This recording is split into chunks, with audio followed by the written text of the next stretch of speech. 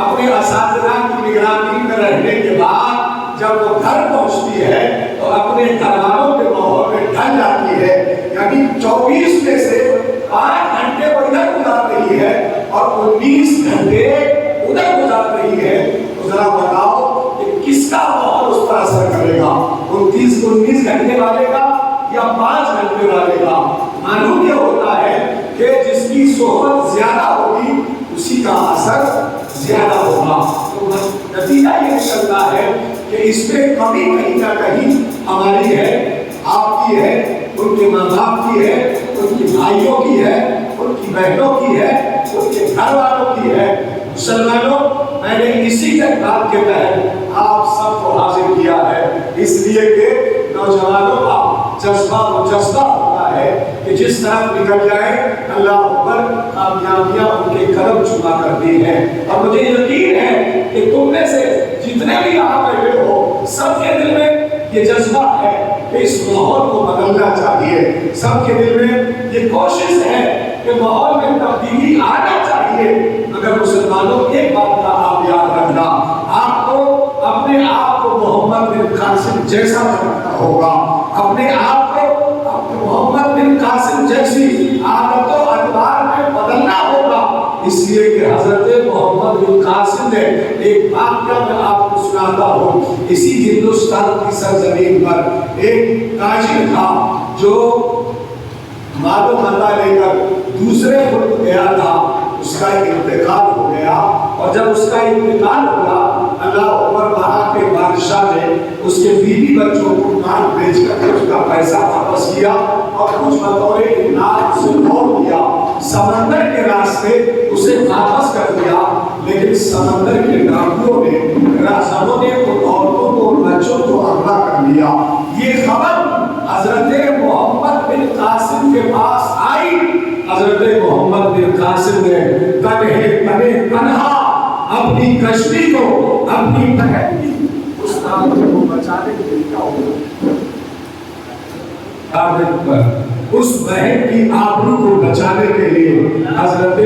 محمد بن قاسم سمندر میں اپنی کشتی اتار دیتے ہیں اور زمانے بھر کے لوگوں کو یہ پیغام دیتے ہیں کہ اے میری بہن، اللہ اکبر، جب تک محمد بن قاسم جس کا ایمانی رشتہ تم سے ہے اس زمین پر ہے، کبھی تمہاری عزت پر آج نہیں آنے دے گا، عظمت پر نہیں آنے دے گا، آپ کو نقلے نہیں دے گا، تمہاری عزت پر داغ آنے نہیں دے گا۔ اسی لیے مسلمانوں، ہم حضرت محمد بن قاسم سے محبت کرنے والے ہیں، عقیدت رکھنے والے ہیں، ان کی سیرت سے اپنے اندر تبدیلیاں لانے والے ہیں۔ تو جیسے محمد بن قاسم نے اپنی بہن کی آبرو کو بچانے کے لیے اپنے سمندر میں اتارا تھا، آج ہمیں ان کے غلاموں کو اپنی بہنوں کی آبرو بچانے کے لیے میدان اسلام میں اترنا پڑے گا اور ان کی عزت کی آبرو کی حفاظت کا ذمہ ہمیں ذمہ لینا پڑے گا۔ مسلمانوں، میں نے اس تحریک کا نام تحریک تحفظ ایمان و آبرو رکھا ہے۔ حضرت سے بھی میں نے مشورہ دیا تھا، تحریک تحفظ ایمان و آبرو، یعنی ایسی تحریک، ایسی سوسائٹی کا نام دیتے ہیں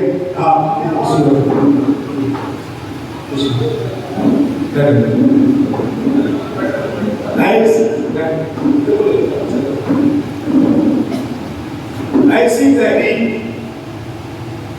جو ایمان کی حفاظت کرے، ایسی تحریک جو ماں بہنوں کی آبرو کی عزت کی حفاظت کرے۔ میں نے اس موضوع کو جب میری آصف بھائی، راشد بھائی اور محمد ناصر خان صاحب کافی سمے سے ان لوگوں سے اس بات پر میرا ذکر چل رہا تھا،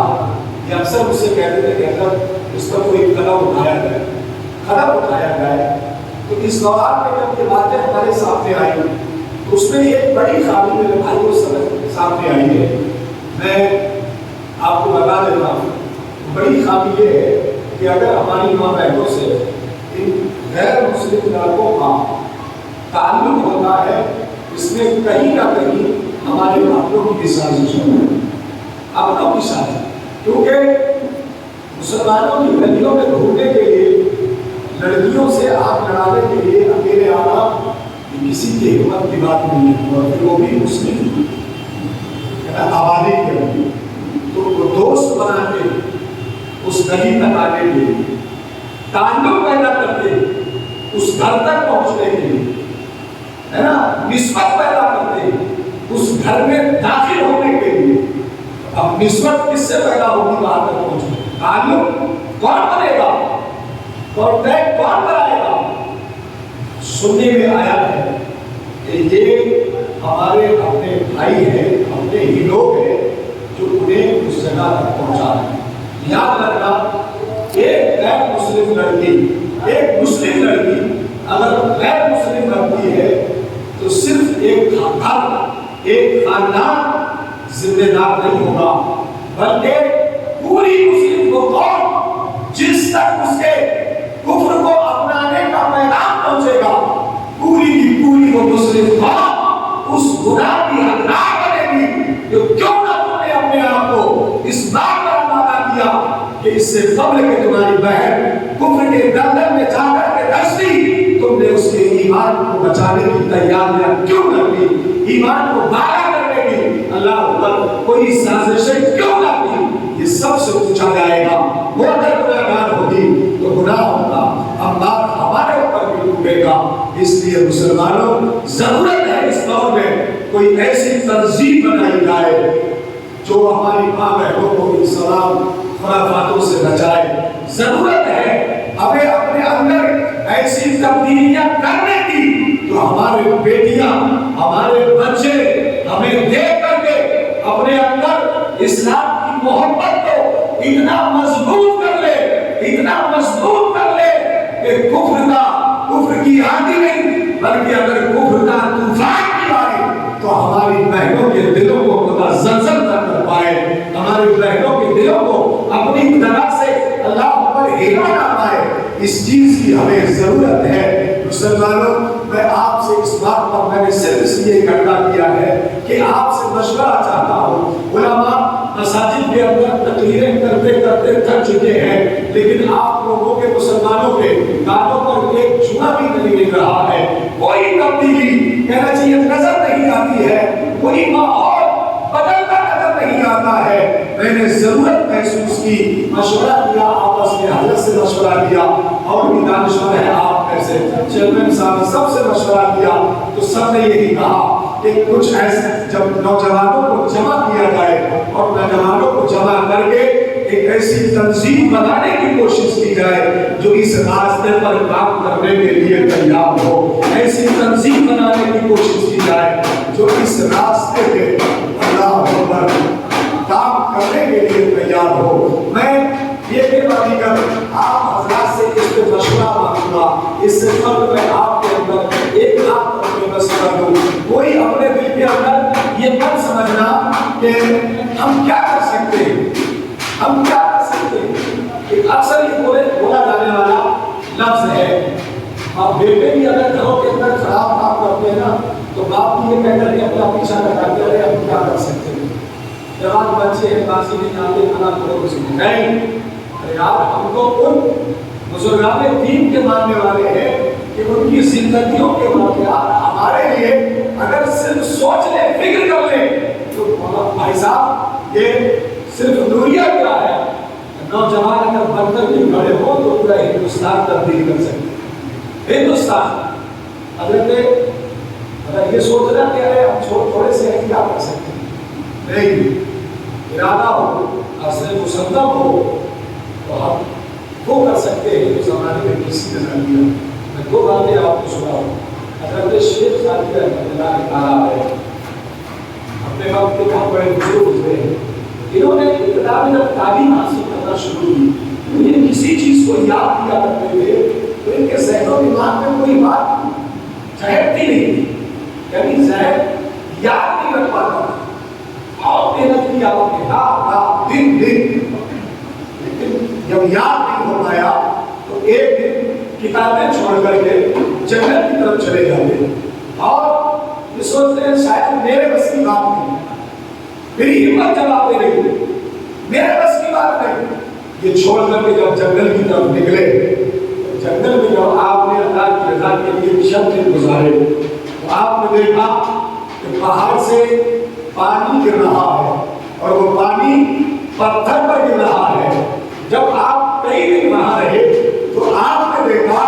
کہ پانی نے گرتے گرتے پتھر پر اپنی جگہ بنا لی ہے. کیا پتھر پر اپنی جگہ بنا لی ہے؟ تو آپ نے سوچا پانی جیسی نرم گلاس لگاتار گرنے پر پتھر جیسی سخت چیز پر اپنی جگہ بنا سکتی ہے. میں تو پھر انسان کو اگر لگاتار کوشش کروں گا تو یہ کتابیں میرے من کے اندر کیوں نہیں سمجھ سکتی. یہ سچ ہے واقعہ ہمیں بڑی سی کہنا چاہیے عظیم راہ پر چلنے کا سبق ہوگا. جب پانی ایسی چیز سے پتھر پر جگہ بن گئی انہوں نے سبق حاصل کر لیا تو انشاءاللہ ہم عزم مصمم لے کر کے اٹھیں گے تو کچھ نہ کچھ ہم کرتے نظر آئیں گے، بدلتے نظر آئیں گے. حضرت عالمگیر اور زیب رحمت اللہ کی تعالیٰ ہے اپنے وقت کے بہت بڑے بزرگ گزرے ہیں، ہندوستان کے بادشاہ بھی رہے ہیں. ان کے بیٹے نے حفظ قرآن کیا اور آ کر کے کہا ابا جان آج میں حافظ قرآن بن گیا ہوں. میں رمضان میں جامع مسجد کے مصلی پر کھڑے ہو کر کے نماز تراویح پڑھانے کے قابل ہو گیا ہوں. آپ بڑے خوش ہوئے کہ بیٹا حافظ ہوا. پھر اس کے بعد کہا اپنے دادا جان کو جا کر کے خوشخبری سنا کر کے آؤ. دادا جان کو جب خوشخبری سنائی تو دادا جان خوش نہیں ہوئے بلکہ بس رضامندی کا اظہار کر دیا کہ اچھی بات ہے. آپ بیٹا آیا باپ سے کہنے لگا ابا جان آپ کو سبق سنائی تو آپ بڑے خوش ہوئے، لیکن وہی بات میں نے جب دادا جان کو سنائی تو دادا جان نے کوئی خوشی کا اظہار نہ کیا. معاملہ کیا ہے؟ کہنے لگے آپ دادا جان سے جا کر کے پوچھو کہ تم نے خوشی کا اظہار کیوں نہ کیا. تو وہ واپس گئے اور پوچھا تو جواب دیا کہ اس خوشی کا اظہار تمہارے باپ کو ہے اس لیے کہ تم نے جو حفظ کیا ہے اس کا جو سب سے بہترین صلہ ہے وہ تمہارے باپ کو ملے گا. قیامت کے دن آج ان کے سر پر رکھا جائے گا. تمہارے حافظ قرآن بننے کی بنیاد پر گردن ان کی مدد کی جائے گی. مجھے تو صرف شفاعت حاصل ہوگی، مجھے تو خوشی اس وقت ہوگی جب میرا بیٹا خود حافظ قرآن بن کر کے قیامت میں اللہ پر تاج رکھنے کے قابل بنائے گا. باپ بیٹے میں آ کر کبھی خبر باپ کو دی. مسلمانوں ذرا دیکھو حضرت عالمگیر اورنگزیب نے اپنے باپ کو اللہ اکبر تاریخ میں ہے کہیں 1 مہینے میں ہے، کہیں 3 مہینے میں ہے اور کہیں 6 مہینے میں ہے. تخت شاہی سنبھالتے ہوئے اپنے باپ کے لیے کوشش کرتے 6 مہینے میں حافظ قرآن. تو کوشش کرنے سے کوئی چیز رہ نہیں. کوشش ہمیں اور آپ کو کرنا ہے. اب میں آپ حضرات سے یکے دیگر مشورہ چاہتا ہوں کہ اس کے لیے کون سا لائحہ عمل تیار کیا جائے. آیا کمیٹی بنائی جائے ہے نا، ٹیم تیار کی جائے، یا سال میں کوئی ایسا کلچرل پروگرام رکھا جائے جس میں کوئی ایموشنل پروفیسر یا ایموشنل اسپیچ دینے والے پڑھانا یا کوئی بھی ہے نا تعلیم یافتہ شخصیت بلا کر کے تمام اسکولوں سے جو بچیاں پڑھ رہی ہیں کلچرل پروگرام کے نام پر یا کوئی کمپٹیشن پروگرام کے نام پر انہیں جمع کر کے ان کے درمیان میں سال میں 1 یا 2 مرتبہ ان کو اپنے ماں باپ کی عزت آبرو کی اور اپنے دین کی کہنا چاہیے عظمت کی تاکید کر کے ان کے اندر اللہ پر